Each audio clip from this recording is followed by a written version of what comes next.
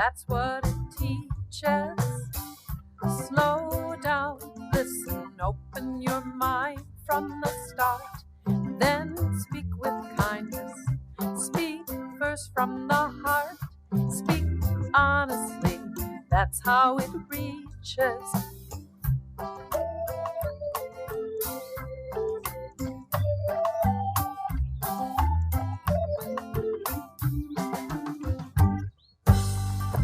Time passes, this is revealing.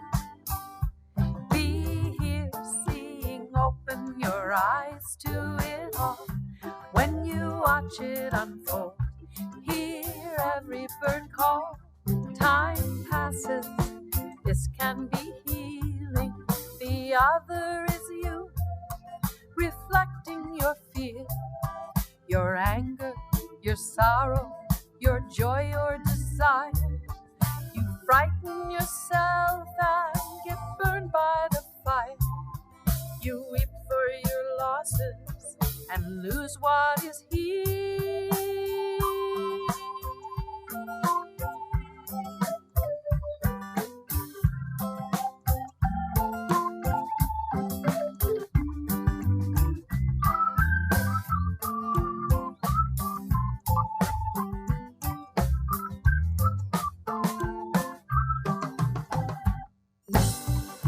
Live gratefully, change how you see this.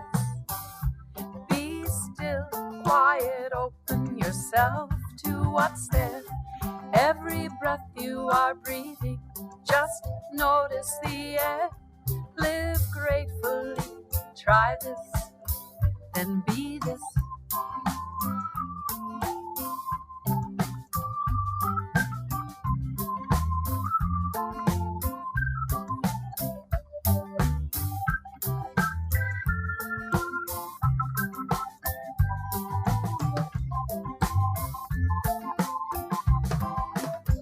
Then be this.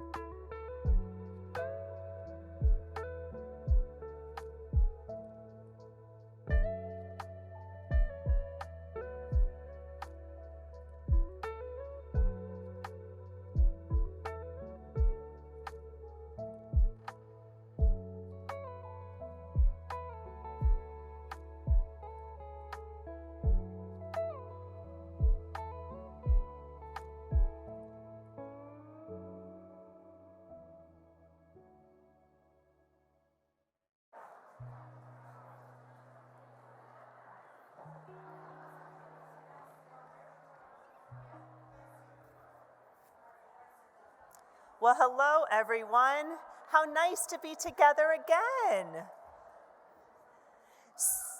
So before we start our afternoon together, I'd like to invite some of my friends up on stage. They have the really important announcement of the day about the baseball game. Come on, gentlemen. We have Paul, Alex, and Jack.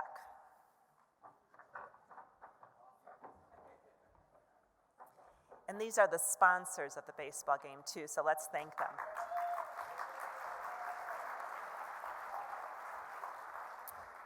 Hello, hello. I am not really a good logistics person, but I have people that are good, and I have notes to say this. But I did want a chance to shout out for Select, because Select, and Paul's here from Select. Not only is he cool when it comes to Select. He also knows how the buses work on the 16th Street Mall that I don't really know. So he'll talk about that in a second. And Alex will talk in a couple of seconds. And Alex was great help getting, over the last 2 months, getting everything choreographed. So just 2 or 3 things I wanted to say. And first of all, is Dale in here somewhere? Dale's over there right by the bookstore, and it has a little high top that all this can get coordinated. First of all, if you have tickets that you're not going to use, please, it's totally fine. Just please give them back to Dale so we can do that. Because we want anybody who wants to go is able to go. We're going to figure that out. So we have about 30 tickets left. So Dale will be out there. She's got the tickets. If you get to talk to, if you see Dale and the tickets are all gone, just give her your name. We need to know by 2:30 because that gives us enough time to go back and forth to get tickets. So those are the 2 things. The second thing is on the ticket, there's a $20, it says $20. That's not talking the price of the ticket. That's $20 of concessions that you get, which I think is like a quarter of a beer, probably. But that ticket is worth $20 of stuff that you can buy. And then the transportations we get, it's kind of a big deal. There's a couple things. First of all, if you are a nun, I will drive you to the game. And Gary, Gary, I could put you in that category. But I'm dead serious. I got in a lot of trouble in high school, in Catholic high school, and I love a chance to redeem myself. So I'm going to start driving at about 5:30, and I'll be able to do 2. I'm dead serious. Just if you're out there, any of the sisters, I'm happy to drive you to as close as I can get to where the seats would be. For everybody else, there's going to be 2 or 3 options. We're trying to get a bunch of pedicabs there. We're also trying to get a bunch of taxis there, and it's a 1.1 mile walk for people that are inclined to walk. And now, as far as taking the bus, we're going to turn that over to Paul, who can explain how that works. Paul again from Select Rehabilitation. So the mall shuttle. Who has taken the mall shuttle your time here in Denver? Not very many of you. So right outside of the hotel is the 16th Street Pedestrian Mall. There's a free mall shuttle that runs both directions. You just get on it at the corners where each street is marked. The bus then tells you when to get off and that sort of thing. It runs every few minutes, time of day depends, roughly 10, 15 minutes apart. So going towards the stadium, you're going to catch on the opposite side of the street of the hotel. It's going to be headed towards Union Station. There is construction, so it will get off of the mall and scare everybody. It's going to go to 15th and get down to Blake Street. Blake Street is the street that the stadium is on. From 15th and Blake is a 5-block walk. It's about 10 minutes. So much quicker than walking from here, which is about 30-ish if you're walking at a good pace. Coming back, similarly, it'll pick up on 17th, get back on the mall, drop you off right in front of the hotel at Court Place right here. So any questions, you can find me. I'm still in the exhibit hall at Select's experience, and you can come talk to me. I can re-explain that if I need to, but it's pretty straightforward if you're going to walk yourself to the stadium. The mall will get you there most of the way, the mall shuttle bus, and then you can just walk, again, about 7 to 10 minutes on foot. Yeah, that's great. As I said, I would never have been able to articulate that. So coming back from the game, my advice, do whatever you want to do, but my advice would be, if you want to leave earlier, Uber, and then all of us can kind of come together as a big mass trying to get to the buses or whatever. So anyway, that's that. I wanted to let Alex did all the choreography with Dale on the tickets, getting this and that, and I just, whatever the heck you want to say, Alex, go ahead and say it. Well, first of all, thank you for everyone who is coming. I apologize that the best team in baseball, the New York Mets, will not be there tonight, but we will have the Colorado Rockies and the Los Angeles Dodgers. If you're not into baseball, I've been monitoring a lot of the questions on the app. If you're not into baseball, no worries. Most of the tickets are standing room only in a really fun section where you can sit, mingle, talk, network, all that stuff. Also, if you're a little worried about standing for a whole game, we do have seats available, so when you go pick up your ticket from Dale, just let her know if you'd prefer to have a seat. There's also I believe there's also some open seating around there. So we have all angles covered. Thank you so much, and also thank you to our sponsors for making this happen. So we'll see you at the ball game tonight. All right. And then I think There is, I think there's 3 tickets that accidentally people picked up that are actually for the seats that Paul was talking about, but it's a relatively short walk to the... Yeah, and for those of you who aren't that into baseball, I mean, it's a big party that if you want to watch a game, great. But it's a whole party area to be able to do that in. So, anyway, I think that's it for you. You're done. Okay, I'm not out of here. But wait a minute. I have a job for you. Okay, Jack is gonna. Is Cindy Charlton from the Little Sisters of the Poor here? Are you here, Cindy? Jack, bring this to her. She won it. Oh. Okay. Woohoo.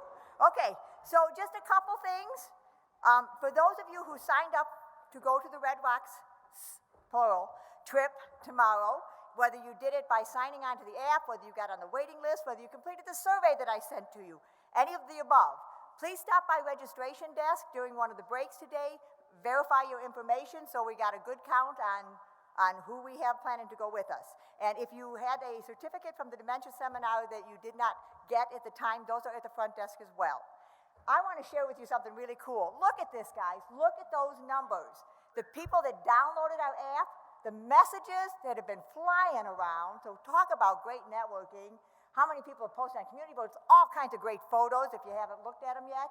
32 meetups, 490 people added to their agenda. Bless you all for embracing this technology. It's what we've come to know and learn to appreciate through the pandemic.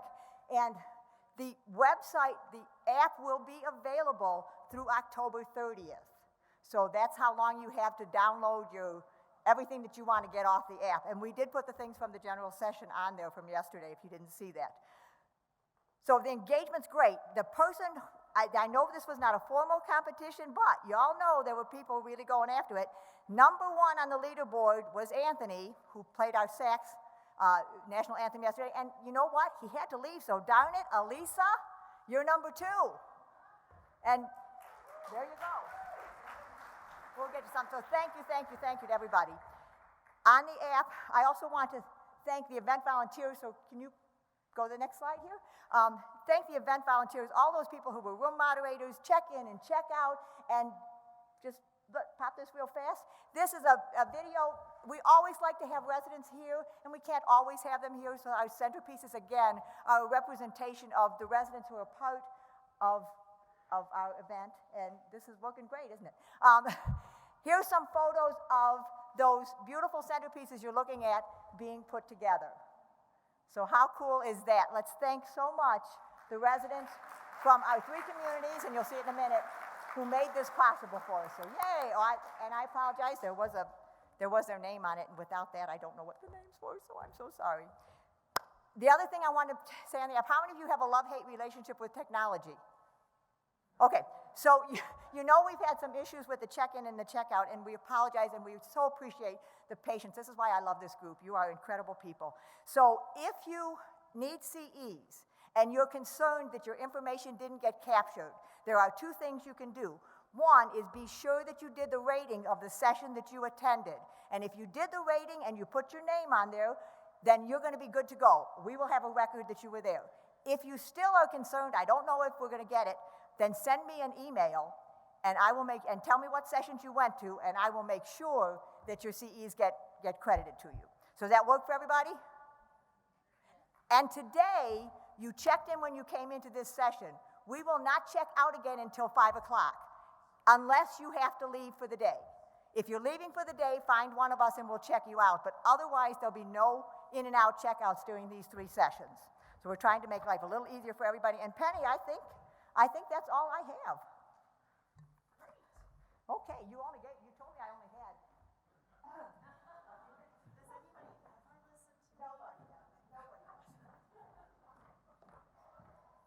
Because one last thing that Jack wanted to say is that if you do want to get to the game using one of the pedicabs or taxis or something like that, meet in the lobby at 6 o'clock, okay?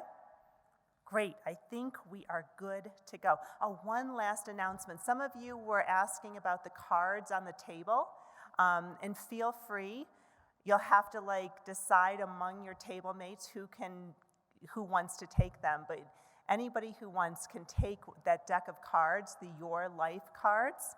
And if you want to get some for your community, go to yourlifetalks.com. So yourlifetalks.com, and you can order some of those cards. Okay, we have all those announcements out of the way, and we can actually get to our session speakers. Now, how many of you have seen the posters of, I will say it, a mural that are in the Solution Center? Raise your hand. How many of you have seen those? Wonderful. Well, I want to read something to you about the mural, about those posters. One of the first things you notice is the hands. The subtle variations in color, the texture, the unvarnished signs of age hint at the artistry and authenticity of this 26-foot mural by South Carolina painter Tarleton Blackwell. It was commissioned for Park Springs, and the vision for the mural's Sentinels of Legacy is that of Andy Isakson, who opened Park Springs in 2004 with his nephew, Kevin Isakson. Andy has enhanced the community with many original works, which enrich the environment and demonstrate respect for Park Springs members and staff. Andy Isakson, can you please stand? I want to thank you.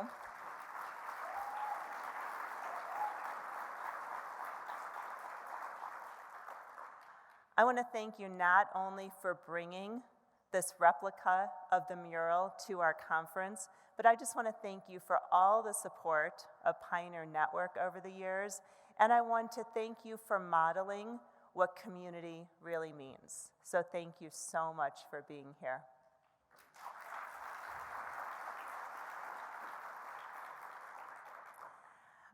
Andy has been a huge supporter of Pioneer Network, and when he heard the conference was in Denver, Andy gave this very generous offer of actually bringing the 26-foot mural here. You can imagine during COVID and shipping issues and everything else that just wasn't possible. So Andy made sure that we could have at least the replica of the mural, and he had that made for us. So if you haven't seen it, please take a look. It's gorgeous, and it really represents the theme of this afternoon in community. And with that, I'd like to introduce my friend Wayne Langley.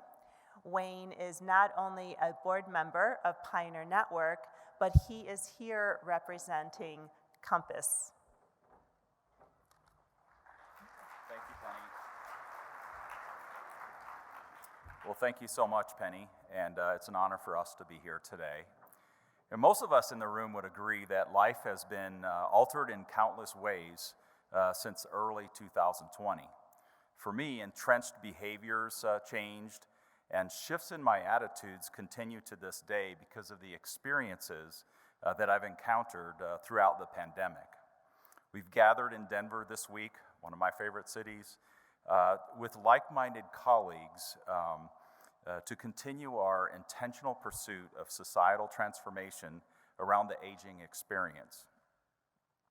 Since its inception, Pioneer Network has relied heavily on storytelling as a form of advancing fresh views on aging. Our next guides will share an amazing account of Park Springs community's unique experience that has everything to do with culture. You're about to hear how Tim, Jackie, and their Isakson Living colleagues faced implications of the pandemic to become family in ways previously unimagined. Their stories will challenge each of us as we test our personal why. My hope is that each of us will consider how we might react should we find ourselves in circumstances like those Tim and Jackie are about to describe. Listen for references to attributes such as trust and empathy as the lockdown journey progressed. Compass is certainly privileged to introduce our guides today. Tim Knight, Executive Director of Health and Wellness Services, along with Jacquie Hurt, Training Guide, both of whom serve at Park Springs communities in Stone Mountain, Georgia. And for those who don't know, just a word about Compass Community Living.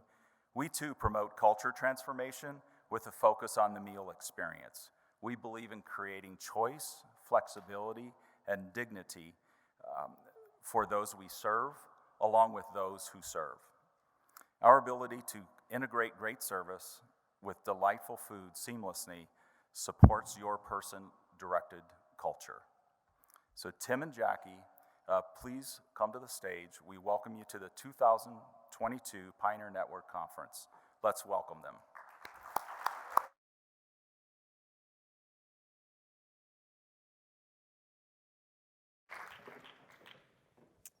Thank you. Thank you so much. What? Just waiting for you. I'm right here. Okay. Good afternoon, everyone. And we are so glad that we are having this opportunity to share our story with all of you. And I'm going to go ahead first and introduce myself and tell a little bit about my story. I have been a nurse for longer than I'm going to share. I've been an RN for probably about 30 years. And my background was working in culture change and senior living in the state of Maine. And in 2017, I was given this amazing opportunity to come to Park Springs to work with Andy Isakson. And the attraction for that was I had spent my entire career in long-term care, retrofitting culture into old buildings. I never had the opportunity to really experience having an environment designed to house the household model of care or support the household model of care. So I jumped in my car and drove with the snowstorm in the back window and got to Georgia and started our journey. We opened Pebblebrook in 2017, July of 2017, and I've had the opportunity to really work and design the model of care there, which is very unique and very different, and you'll see parts of that throughout our presentation today. I'm going to let Jackie go ahead and introduce herself. So I'm Jacquie Hurt. I too joined Isakson Living 5 years ago. My background is in food and nutrition. I'd been a food service director in hospitals and long-term care for about 30 years. And I had left long-term care. I was tired of the way we fed people. I was tired of the way we treated people. And I didn't want to be a part of that system anymore. And in my infinite wisdom, I went into addiction recovery and mental health for food service. I thought that would be easier. But then magically on my Indeed feed popped up this I'm sorry, I lie, it was on the Certified Dietary Manager website, popped up this amazing opportunity at Park Springs. And I remember sitting, looking at it, saying to myself, that's what I've been looking for. That's where my heart needs to be. And I went up, I interviewed, and so along with Tim and a few of the other great people in this room, we designed and opened Pebblebrook and created an amazing model of care surrounding food service. And then another opportunity opened up for me at Park Springs when our primary trainer left the organization. And I told Tim, I said, that's my job. I'm going to do that. And so here I am today. And I love every minute of it. And I'm so grateful that I just followed my heart. And I just want to say for Tim and I both that we are both honored and humbled that you've chosen to come and hear our story today and to share some space with us. And we hope that we can inspire you. Okay. I'm going to let you start. On the first slide here, this is a picture of us actually coming out of quarantine. And we're going to talk about the quarantine, but when, I can go ahead a little bit, I guess. When the pandemic hit, the best way to take care of our members, obviously, was to take away that weak link in the chain of the community by not having, I'm so sorry, by not having employees coming in and out of the building. And as we all learned over that 2-year period of time, that was how COVID got into our buildings. That every time that COVID got into our buildings and we had an outbreak, it was because of an employee that was coming into our building, or sometimes a family member. But we learned very quickly that we just needed to lock in. So the word went out, and we had 80 people in our community that raised their hands and said, we will lock in with the members at Park Springs. Obviously, you know, we run on a lot more than 80 people every day, or throughout the period of time that we were going to be locked down. So it really meant that people really needed to commit to more difficult schedules. We had to look at things like meal service, we'll get into that a little bit, and figure out how we were going to still make that work with a very limited amount of people working in our buildings. So day one, when we moved in, we did a little quarantine prior to moving into our rooms, but you know, we would get tested, and then we would quarantine by ourselves, and then we would move into the community, which was literally sealed in plastic. We were behind zippered walls. Nobody came in, nobody went out. And that was our life for 11 weeks. Mm-hmm. We were locked in for 11 weeks with our members. So this is just an example of our rooms.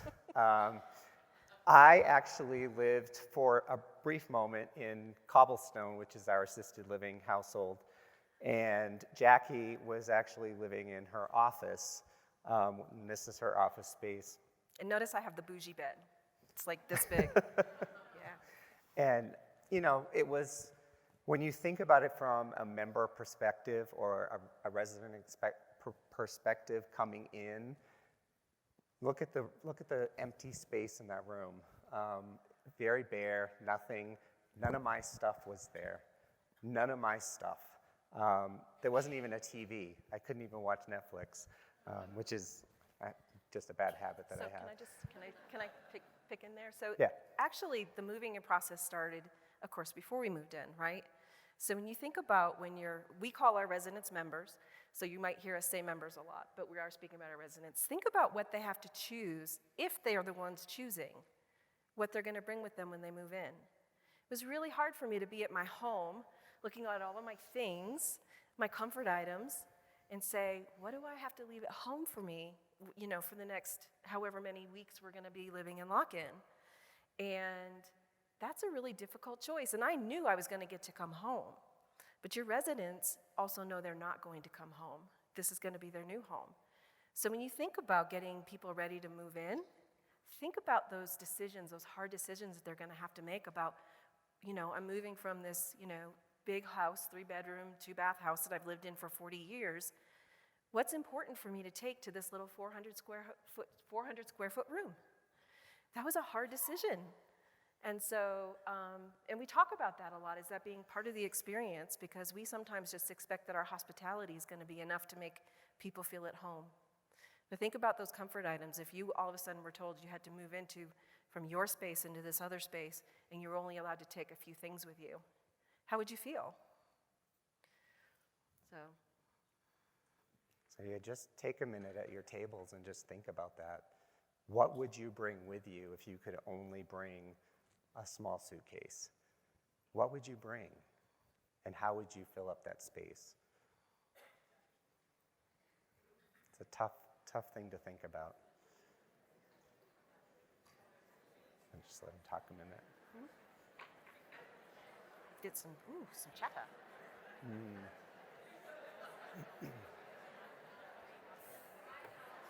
Oh, you have the I don't have a mic out there, so. That's okay. They can yell. They can yell. I like the clock.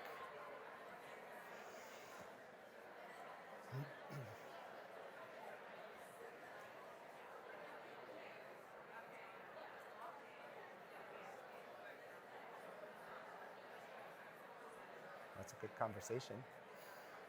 You want to give him like another down to 51? I just want to go down to 51.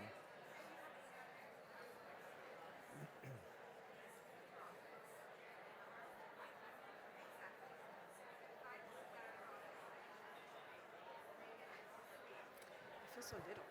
So little. All right, so we're going to pull you all back together now that you've had a little bit of a chance just to think about that. So what were some of the things that you were going to bring with you? Can you just yell them out to me? Pets? Okay. Your iPad? I heard that. Artwork. Artwork. Photos. So just allowing people, when they're moving into senior living, allowing people to make those decisions and be part of that decision-making process is really important. Because, you know, if somebody else packed for me, I would not have had the experience that I had. So Jackie kind of talked about this a little bit, but what clothes would I bring with me? You know, initially we were only supposed to be there for 2 weeks. That quickly changed as COVID changed, and we kept adding on to our stay. But when you think about even what you would bring for 2 weeks, I mean, that's a pretty difficult thing. Where will you store your stuff? You know, are you going to be able to store it safely? Is someone going to take your stuff while you're out of your room? We'll talk more about that in a little bit. Well, we already talked about, you know, putting yourself in the resident position, but just think about the emotional impact of having to make those choices. You know, even though, Tim and I knew we were going to get to go home, we got there and we would have these conversations about, oh, you know, I left this whatever at home, and I really wish I had it with me. And, you know, for me, my car was like right there. Like I could see my car, you know, but I wasn't able to get to my car and leave and go pick up something that I wanted from the corner store. So think about your residents once they move in. You know, they might have been, you know, actively driving before they moved in, but now all of a sudden they live in a care setting and we have to give them permission to go somewhere, to go to the store, or their family's taken their car away and that freedom is gone. That was one of the hardest aspects of the whole thing for me. And you have to depend on someone else to bring you what you need. And what if it's really not what you wanted? Exactly. Amazon got a lot of business. Amazon, yeah. So when you think about moving into a member room, which we both sort of ended up doing, after a couple of weeks, I moved over to the memory care household and didn't really give it a lot of thought about, you know, there's no locks on our memory care doors. When you don't have a lock on your door, you have no privacy, and you don't know who's going to walk in on you. You don't know, again, about the security of your items. Is someone going to walk in and walk out with my stuff? So, you know, keeping that stuff in mind, when we designed the Pebblebrook building, that was a huge conversation when we first opened the community, was do we have locks on our memory care doors? And the decision was finally made that no, we're not going to do that. But after this experience, we really rethought that. And we had some members that were able to maintain the lock on their door, and we ended up putting some of those back on for those members that really had a concern about privacy and security. Mm-hmm. And so I actually lived in my office, and I have an amazing office. It was built to be a multi-sensory room, so it's really nice and big, but there's no restroom in it. So when I needed to go to the restroom in the middle of the night, I'd have to leave my office, plod around the building in my pajamas, you know, find a restroom that hopefully had a lock on it the members wouldn't walk in on. You know, showering was the same. There's no shower in my office, so I would have to shower in a vacant, empty room that didn't have a lock on the door. So how do you feel safe taking a shower in a room that you can't lock? You know, so we had to dig through some of those processes. And, you know, well, this wasn't an issue for either Tim or myself, but just think about a resident's right to intimacy when there's no locks on the doors. You know, that's a very basic human need, and if we aren't giving people a secure location, in a respectable manner, that's something that they're going to have to give up as well, and we really don't have a right to tell anybody to give that up. Trust me, there was no intimacy that whole entire 11 weeks. Nothing. Nope, none. Nothing. So in my situation, I was living in a memory care household, a room in the memory care household, and of course there's no lock on the door. The lady across the hall visited me several times at 3 a.m. just to check in. She sometimes opened the door and said, "Oh, I guess I got the wrong door. I'm so sorry." She was very pleasant and she'd close the door. But when I was getting ready for the day and I was in the shower, that was always crossing my mind, like, who's gonna walk in? And I ended up getting some rubber door stops to put under the door, and I used them just while I was in the shower or sleeping, and those weren't all that effective, not always. So, but when we think about moving people in to live with us, think about the things they're giving up, and think about, that privacy thing and the dignity thing. I mean, if you have staff that are not knocking on doors before they enter, looking at that space as that member's personal space, that's a big deal. I mean, I could not live like that very long. No, 11 weeks was enough. And then there was the nighttime. Ooh, the nights were rough. Well, I can tell you that I've been a nurse for a very long time. I've worked pretty much every shift, every hour of the day as a nurse, but you're working. You're in the environment as a worker. You're not in the environment as a person living in the household. So when you think about just the noise at night, the things that are going on, not that our households are noisy, but there's things that you don't really consider. There's things like the air conditioner at 3 a.m. When we're working Monday through Friday, and we are in and out of the building and we're there just during the daylight hours, we don't hear that air conditioner at 3 o'clock in the morning. We don't know what the noises are. We don't know the distractions that are going on. One of the things that happened with me was I was laying in bed trying to go to sleep, and I'm not a great sleeper anyway. I'm a very light sleeper, and we were still having shifts coming and going, so the shift was changing. It was like 11 o'clock. And the team that was coming on, they were giving a report in the hallway, and it was loud. They were having like these loud conversations in the hallway at 11 o'clock at night. And I'm thinking, part of our model of care is maintaining those natural rhythms of the day for people. Keeping it quiet, letting people rest, maintaining their natural schedules. But are we doing that if we're, allowing people to wake people up at 11 o'clock? So, just be aware of that and give your team reminders around that, because they got a reminder from me, because I was like, I just opened the door and said, "Hey, you guys, there's people sleeping. Let's be quiet." And there's nothing like having the executive director open their door in the middle of the night and yell in your face. But hopefully that was a good message, and it was a learning moment for people.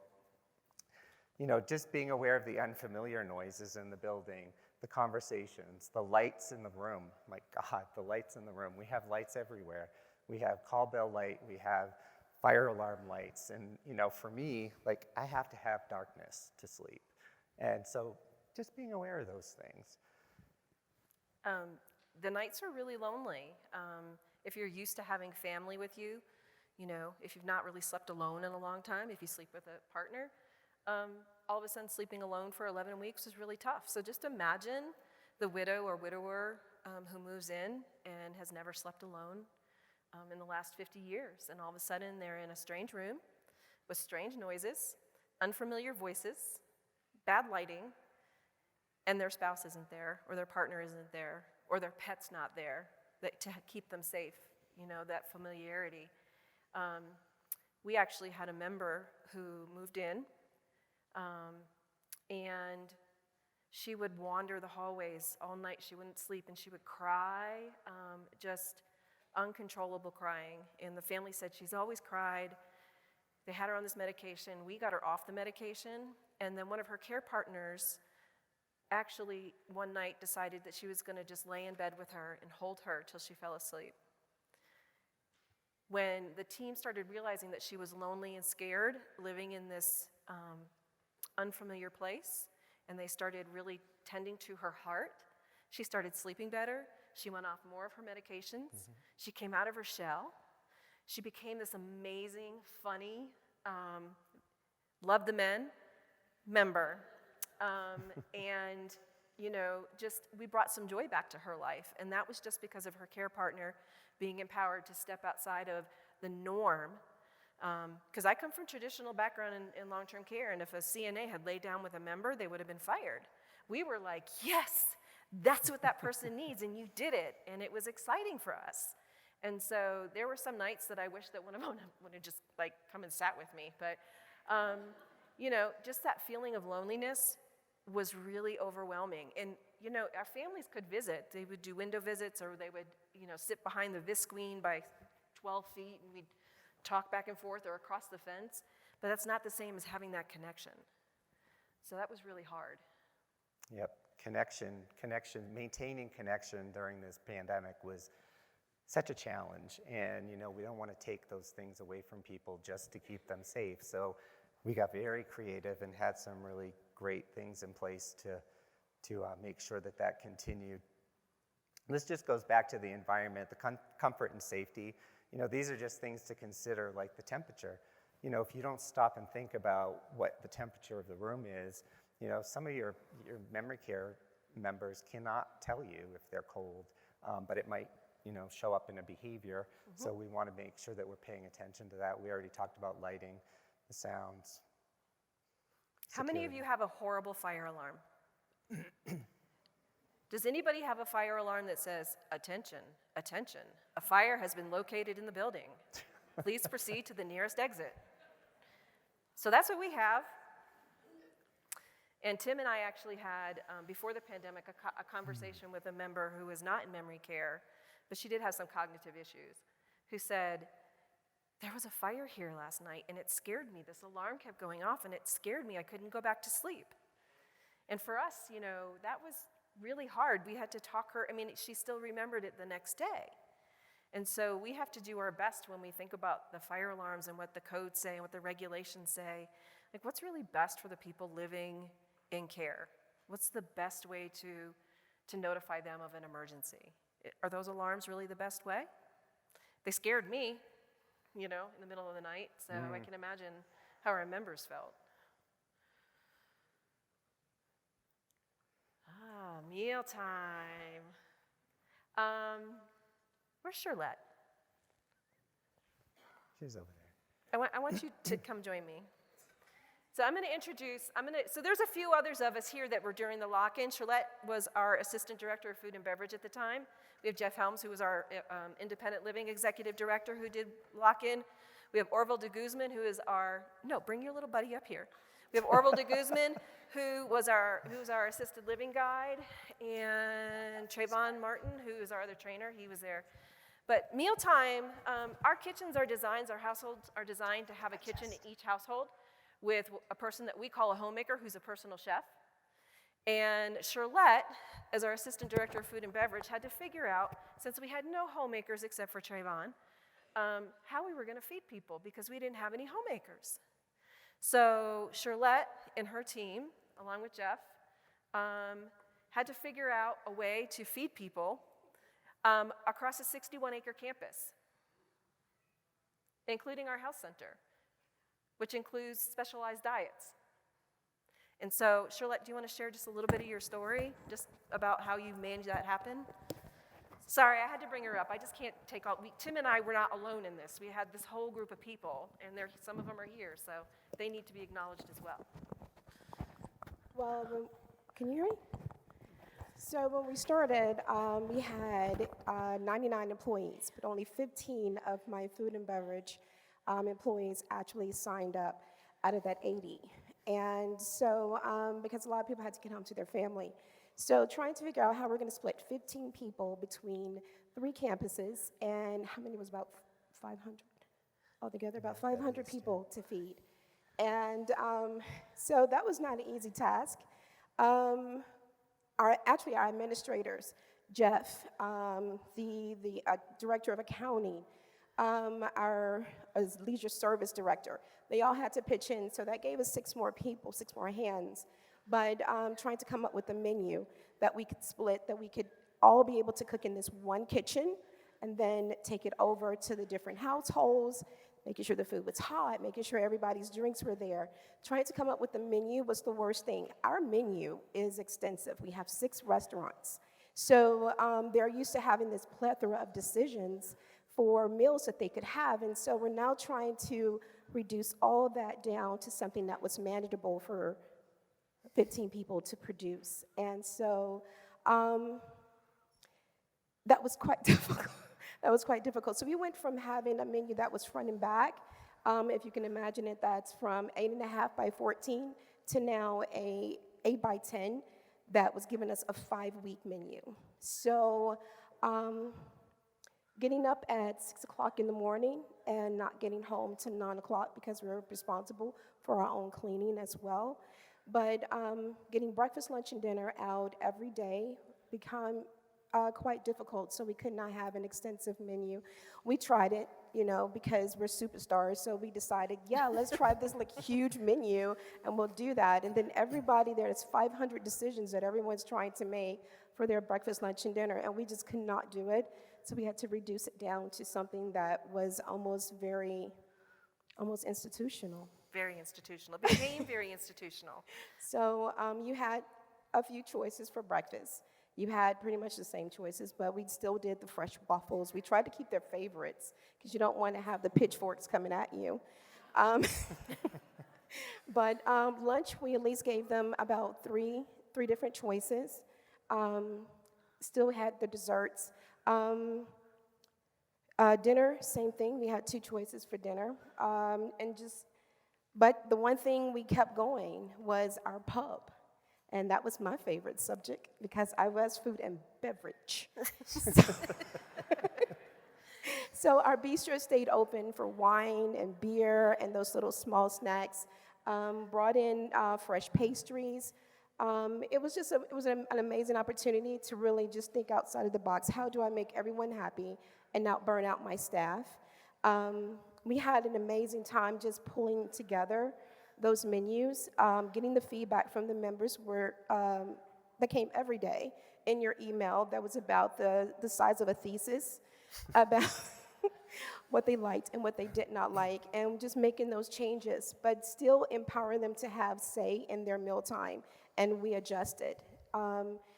So it was great. It was a wonderful time. I did experience all that loneliness, but we did everything we could do. Our hearts were in it. Just taking the food across the street to memory care, taking food over. You have these little women that was just running around with carts.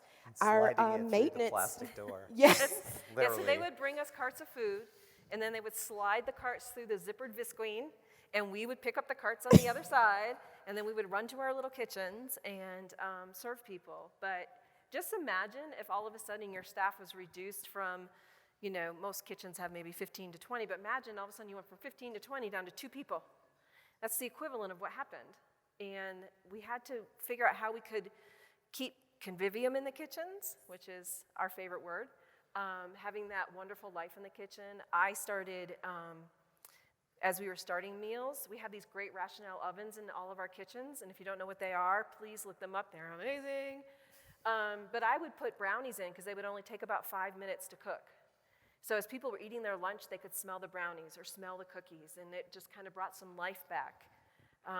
Because the way our households are set up, the homemakers make meals in the household at each mealtime. Yep. And that went away. You can run away if you want. And let me take that. I want to thank Charlotte for just sharing with us. Charlotte. Okay. I couldn't talk about mealtime without her. I'm sorry. So, when you go from having all those huge amounts of choices and preferences to limited supply, and we were very worried about losing the progress that we had made toward our culture change and toward having the household model of care and toward creating that mealtime experience. And we did have we slid back a lot. So we were really happy to be able to get that back into production and get our staffing back up once that 11 weeks were over.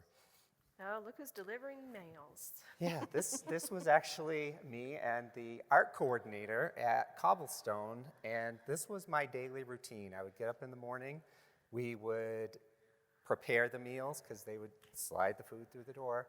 We'd prepare the meals, we would serve them off carts, we would take them to every room, and by the time you were done, it was almost time to start lunch. So then we'd do lunch, and then it was almost time to do dinner. So that was like my daily routine at Cobblestone when I was there. And it became very interesting because I was working with the art coordinator, and she got very competitive about having beautiful meals. And sometimes the meals weren't that beautiful, but we made them that way. We made them beautiful, and so we got very creative with how we served our meals. Yep. And we kind of touched on this, feeling alone. Even though we were with our team, it could be very isolating at times. We spent a lot of time alone in the evenings. We tried to get outside. We had a great courtyard outside that we could go out in. But again, it was not like being able to jump in your car and go to the movies, or be able to jump in your car and even go to the store to get something. Or even your own backyard. Exactly. We did have the opportunity to build a lot of new relationships, different kind of deeper relationships with the people that we worked with. But after a while, that same daily routine, I mentioned the meal service 3 times a day, that daily routine just was like a churn. It was really hard, and some mornings it was like, oh, I just don't want to do this again today. But we did it, and we made it work. Phone calls, limited phone calls. This was date night. This is me and my husband having dinner together at Cobblestone. We were 12 feet apart. He would drive up past the fence, I'd see him coming, and he would park and he'd bring his chair down, and we would have drinks at the fence and dinner. He would deliver dinner at the guard shack, the security guard shack, and they would deliver it to my room, and then I'd hurry to get outside, and this was our weekly date night. Not horribly romantic, but better than nothing. And you look so comfortable. I love these pictures. One of the things that we picked up on right away, and especially in our memory care household, which is not really surprising, but in other areas it also was the same, but people didn't really notice that there was anything going on. Like, we normalized their days so much, our members living in the household, we normalized their days so much that they really didn't even know there was anything going on outside. We didn't wear masks, we didn't need to, we were all safe. Everybody in that bubble was safe. Yep. We'd been tested, we'd been in there for long enough to know that there was no COVID in those households. So we maintained touch, we maintained meal service, we all sat down together to have meals together, we maintained the rhythms of the day, we kept friendships going within the household, we kept that engagement going, probably even more so because we were bored, so we were looking for things to do. But we would do puzzles and games and all kinds of things with the members. And, they actually thrived during this time, which was great. And again, like I said, really they had no idea anything was going on other than not being able to see their families. So one of the things that the associates really wanted to do at first was to divert our members' attention to the world outside, what was going on, was to have these big activities every day, these huge parties in the courtyard, and let's just do this huge activity over here. And all of, with limited staff, that really, they kept coming to us saying, we are exhausted, we can't keep doing this. And my response was, why are you doing this? Because I don't do this every day at home. I might do it every once in a while, but I don't have some big, huge thing going on in my household every single day. We need to make life as normal as possible for them so that we can give them the best care that we possibly can. Because if we're exhausting ourselves trying to do all these special things, we're not going to be able to meet them where they are, and we're not going to be able to meet their needs. So let's just take a step back and re-examine what we're doing. and let's make life normal. And once we did that, once we gave them that, just go ahead and do it. It was just amazing to see the change in the associates and the change in the members, and everybody was just, life is normal, and it was amazing. Mm-hmm. All right, so full disclosure, that is me and the unicorn. That was my favorite part, wandering around as a unicorn. So we found lots of things to do while we were in lock-in. I started up an exercise group at Cobblestone. Orville, you're in this picture. So, we were trying to also normalize things for ourselves, keeping things going that we did on the outside. Probably I was healthier then because I was bored and we exercised a lot. Probably healthier then than I am now. But just keeping things going, keeping things light, keeping life going in the households it just became our focus. Like our laser focus was to just keep things normal. And yes, I still have the unicorn costume. I still wear it every once in a while. So what are some of the takeaways from our stay? One of them is that we always have to be aware of the environment that we're creating for people to live in. We have to be aware, is it home? Does it look like home? Does it feel like home? Does it smell like home? Does it look like a cruise ship or does it look like a living room? Are there magazines around? Is there stuff to do right at the table? Are people bored? So we really had to take a deeper look into just how we set up our households for people. And, we already talked about the importance of privacy, confidentiality, safety, dignity, all those things.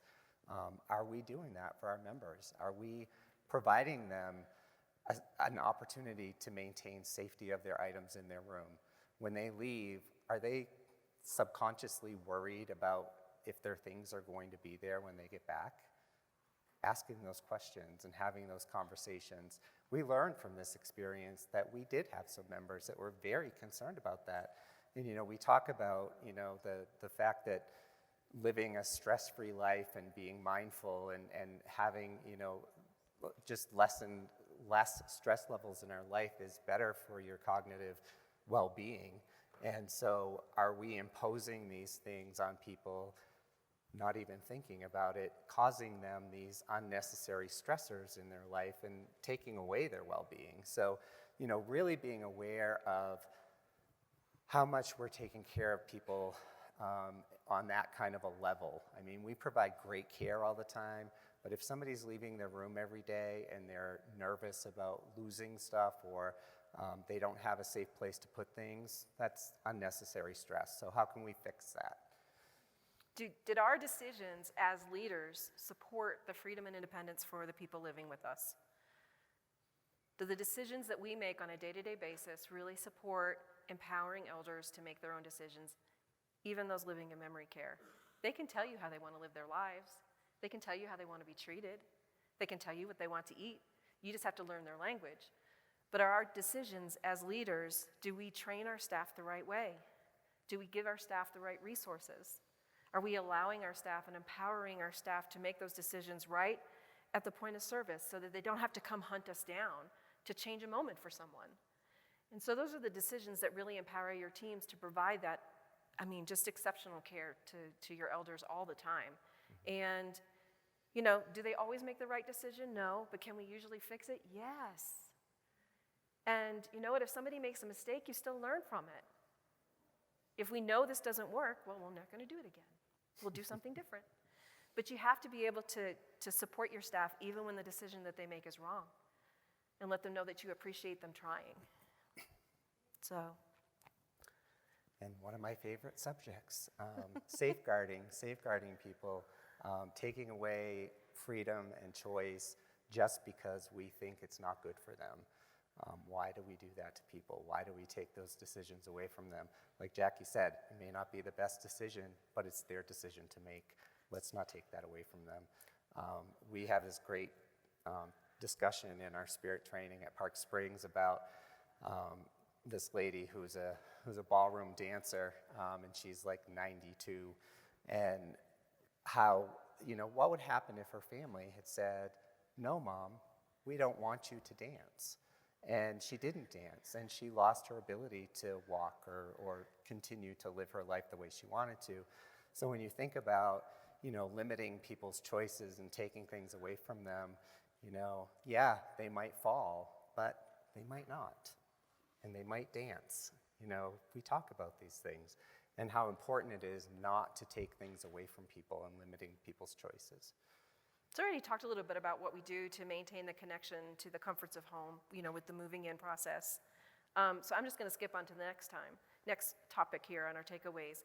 Has the team lost sight of the fact that we're working in people's homes, not people living in our workspace?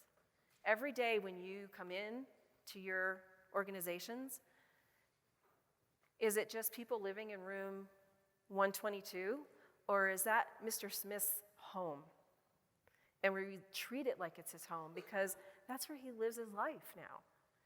And so are we providing all of those things that provide what home looks like for him on an individualized basis? Our households are very, very fluid based on the people who are living in there. At one point a few years ago, we had 4 gentlemen, actually one from each branch of the service, living in there. So we had this wall with their pictures celebrating their service to the United States in World War II. And as they passed away and they're no longer part of the household, that wall has no meaning to the people living there. So now we have a wall without the pictures, but just celebrating those branches of the service for the wives or anybody else that served. But having things in the household and being able to change them to meet the needs of the people living there, and having the team understand that it's going to be fluid as well. What works for this household this month may not work for it next month because your residents have changed over. There's new residents in there, so we have to bring part of their life in. And every day we have to remind ourselves and our teams that, remember, this is somebody's home. You're coming into your grandparents' home. Walter said it earlier this morning, how would you treat your mama, right? So you're in your mama's home. What would your mama do if you treated her this way? So we just try to remind our staff and our associates and everybody that comes through the households that nobody's really in charge except for the members living there. They're the ones who run the show. Mm-hmm. And they have a say in what they do throughout their day. Mm-hmm. Every day.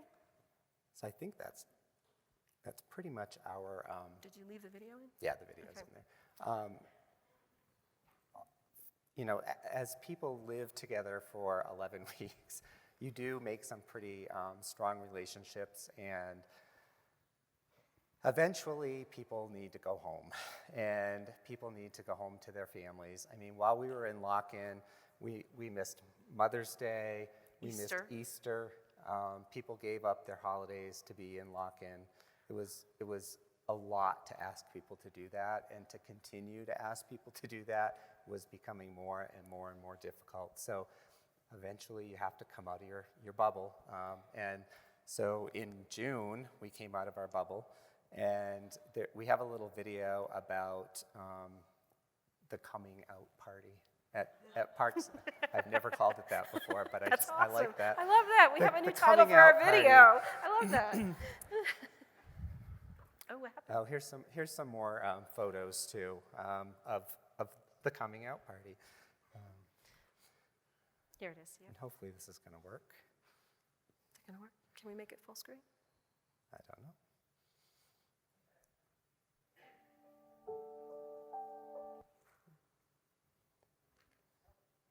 No, I'm going to sit down while we watch the video.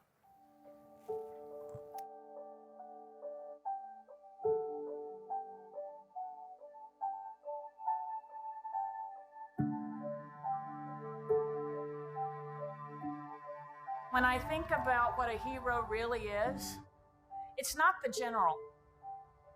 It's not the first lieutenant. It's the people on the front lines, putting it out there every single day. You work 12, 14, 16 hours a day. You are amazing.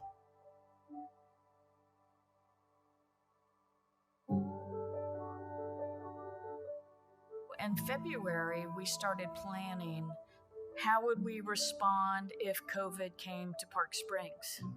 And very, very quickly, it became clear it's the best way to keep COVID out is to lock us in.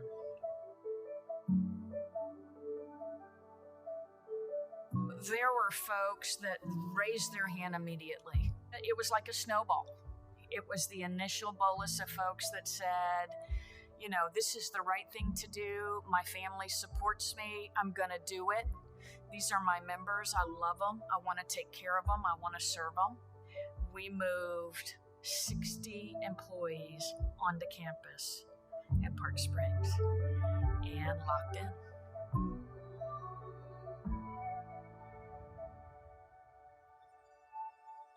We knew that we were committing for 2 to 4 weeks. We had no idea.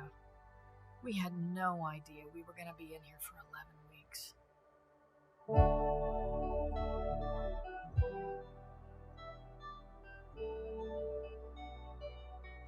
We didn't lock in and give up our families for 11 weeks for us. The motivation behind the lock-in was to keep our members safe, all of our members. We talk about serving our members, but to see it in action, these people volunteered because they wanted to take care of Mr. Jones. They wanted to take care of Miss Jane, the members that they had built relationships with.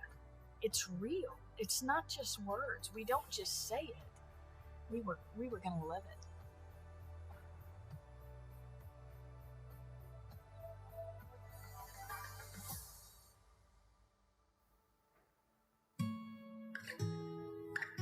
The one challenge that was probably the hardest for our employees and our members was missing family. I have been here for 77 days.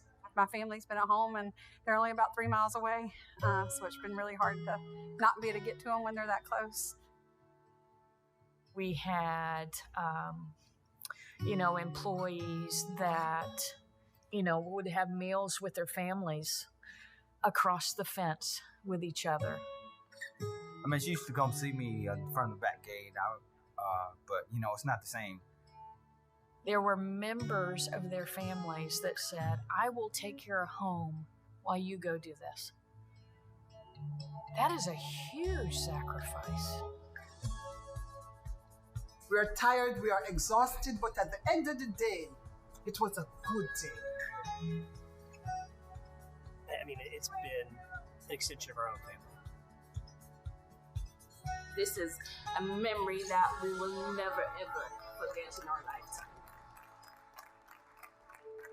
We won this battle, but the war is still raging out there with COVID. But when people come together against a common enemy, you build relationships that you never forget. And I think that's what happened at Park Springs. It wasn't just employees. It was employees, it was their families, it was our members and their families. It was all of us coming together. We became a family. You've been a part of history. Having dealt with COVID-19 is not going to be a footnote. And people are going to ask, what did you do when? And think about what each of you all have done here for the past 77 days. Y'all ready to go home? Thank you. If we had not locked in like we did, people would have died here because we didn't know how to keep it out. Now we do.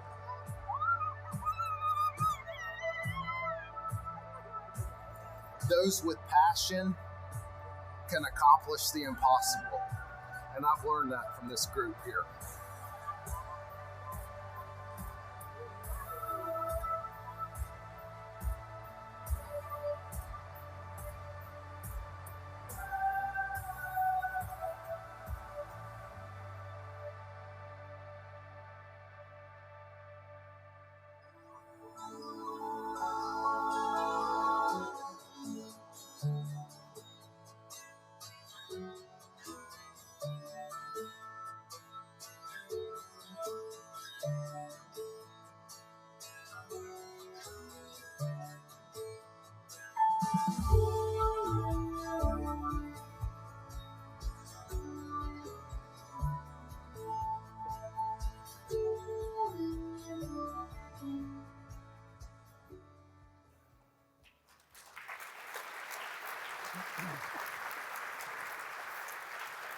That was a little emotional.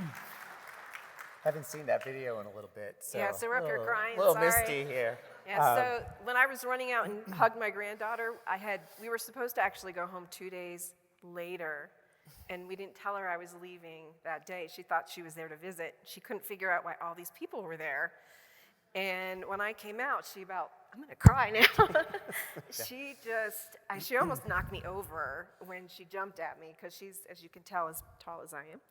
And that was my first family hug in 11 weeks. And I will never forget that. That's my screensaver on my computer. I carry that picture with me everywhere, just because that first hug, I can't even tell you what it did for me. But the funny thing is that we all left on Saturday, and I think most of us that were working on the lock-in were back to work again on Monday. Because we missed our people. Well, we not only missed our people, but we had to give our people some time off. Yeah. And all of a sudden, Monday morning, our people that we have been in lock-in with need time off, and there's no one to fill those spots. So, we were working as CNAs on the floor. We were working, and this was after being in lock-in for 11 weeks, but at least we had our freedom back to some extent. We could drive home at the end of our shift, which was a big deal. So I think right now what I want to do is I want to ask all of the Isakson Living people that did the lock-in to stand up, so that you can just see that it wasn't just Tim and I. We've got Orville de Guzman, who we mentioned, Charlotte Rivera, Jeff Helms.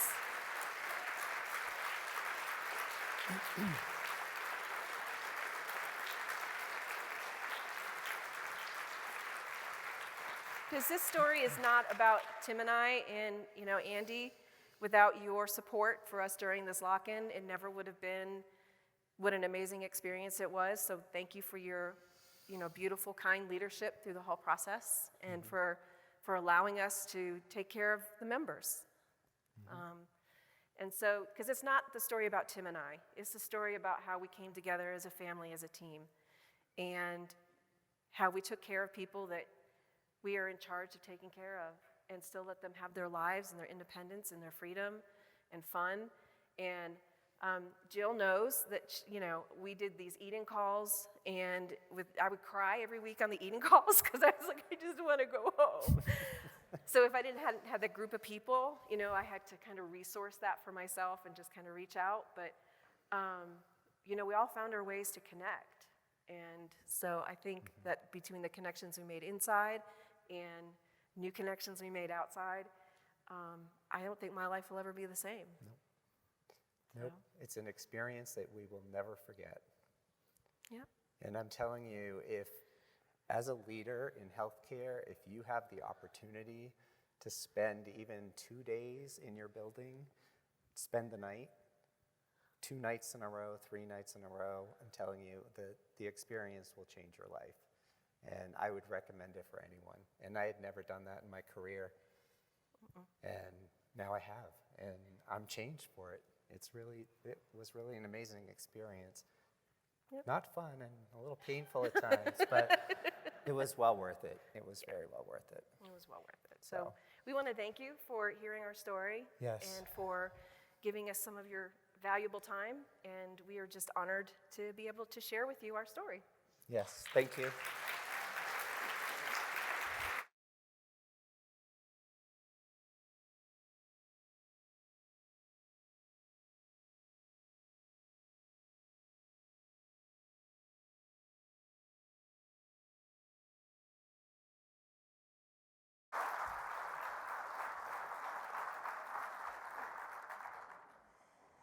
So I have to say, I've heard this story so many times now. And every time, I got teary during the video too, Jackie, because it really does show the power of community. Wayne talked to you from Compass Community Living. They sponsored this session, and we all had a call. We had a call with Tim before this session. And, Wayne actually asked the question, what was one of the things you learned? What was most impactful? And we were talking about this, and we were saying that this could not have happened at Park Springs if they had not already created this culture of community, if they had created this culture of trust. Not every organization could have done what Park Springs has done. And I just want to say again, kudos to you for creating this culture even before the pandemic happened. So, and Andy, kudos to you. So, this is something very exciting that we did this year at Pioneer Network. For those of you who have been with us the past couple years, one of our corporate partners, Whisper Glide, and they make wheelchair accessible swings, check them out, this is a rendition of it, has given away one of their swings at our conference. Well, they weren't able to be with us today, and Susan and Matt Richardson give their regards to all of you. They really wish that they could, but they were welcoming a new grandchild this week, and they knew the due date, and so they couldn't come. And they said, but we want to be a part of it. We miss all of our Pioneer Network friends. So they said, why don't we do an entry system that communities have to do an entry to win our swing this year? And I said, okay. So we opened this up, and we had some wonderful entries, and thank you all for submitting those. Everyone who submitted an entry gets a $500 credit towards one of their swings, but we had to pick a winner. So we had a committee that read through all of the entries, and I just want to read to you part of the winning entry. We aren't just whispering about Whisper Glide. We're shouting to the rafters about it. Why? Because we at Little Sisters of the Poor, Mullen Home in Denver, Colorado, are blessed to have one of our own. We know how the residents of our home have spent hours, days, and even years gliding their way through memories, sharing their lives with family and friends. Although we would love to have another one at our home, we would rather spread the wealth. Our Little Sisters of the Poor Holy Family Home in St. Paul, Minnesota doesn't have one. The residents at that home don't know what they're missing, but we do. And that's why we want them to be the recipient of Whisper Glide's generous donation. So, guess who won?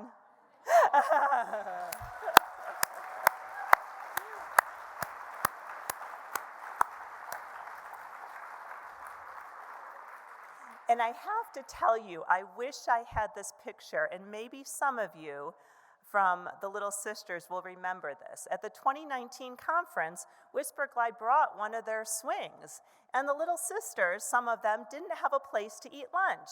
So guess what they did? And we have the picture of like 6 of you having lunch on the swing. So this is just very appropriate. So you won the swing. So.